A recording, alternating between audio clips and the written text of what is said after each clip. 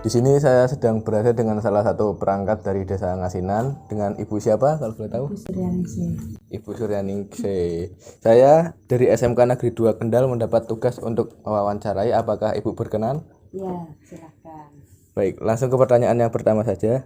Berapa lama Ibu menjabat sebagai perangkat Desa Ngasinan? Pertama kali menjabat tanggal 8 Januari. Pelantikan tanggal 8 Januari 2018 sampai sekarang. Insya Allah masa akhir dari jabatan adalah usia 60 tahun. Kalau sampai tahun ini berarti sekitar 5 tahun. Sebelum jadi perangkat, Ibu dulu kerjanya apa sih? Ibu rumah tangga aja. Ibu rumah tangga. Kenapa tertarik untuk menjadi perangkat? Ya, pertama karena ada lowongan. Yang kedua coba-coba. Yang ketiga ya latar belakang adalah ekonomi keluarga. Yang keempat ya karena pengen mengabdi aja. Jadi perangkat itu Ibu kerjanya di bagian apa sih? Pelayanan umum. Pelayanan umum itu kerjaannya kayak gimana gitu?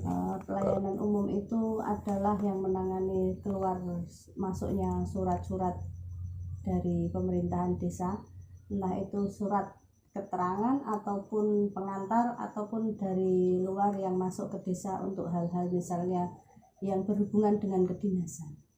Dan ditambah lagi register pernikahan dari KUA maupun dari pengadilan agama.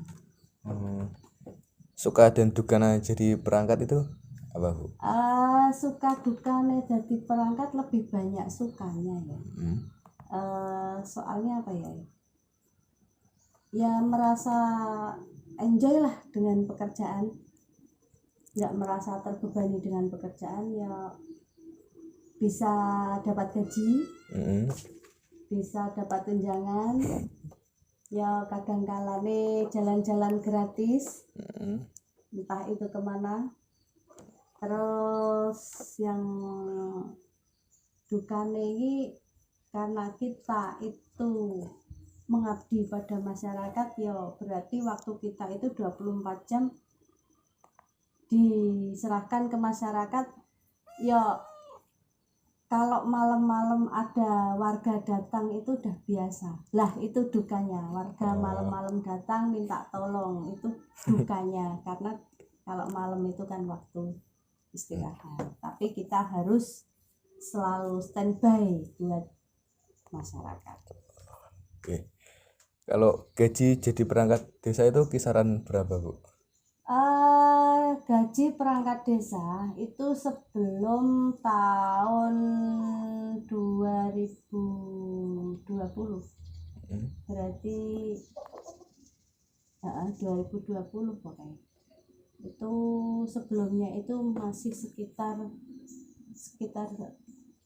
beda-beda ya, masa kalau antara desa satu dengan desa yang lain, karena dulu itu berdasarkan kemampuan dari pembiayaan dari desa itu sendiri.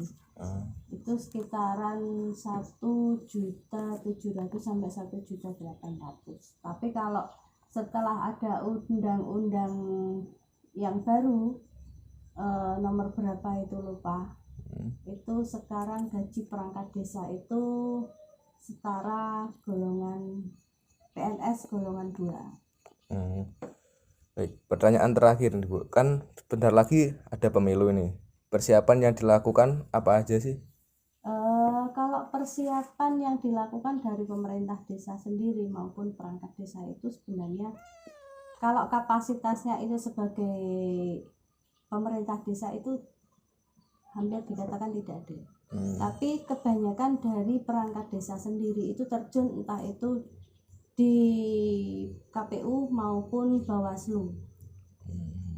Jadi lebih banyak terjun ke pendataan pemilih ya, pendataan pemilih, entah itu kita jadi PPS ataupun ke sekretariatan maupun dari Panwaslu PKD desa.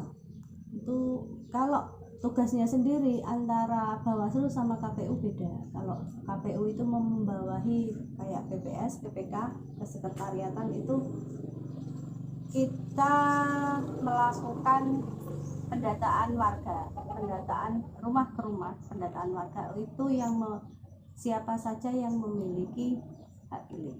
Sedangkan kalau dari Bawaslu sendiri yang di desa itu namanya PKD itu mengawasi kinerja dari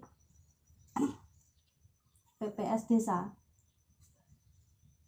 dalam pencoklitan atau pendataan warga. Ya itu aja sih. Kalau untuk kerjanya sih masih biasanya itu 1 tahun sebelum pemilu dimulai itu kita sudah mulai kerja.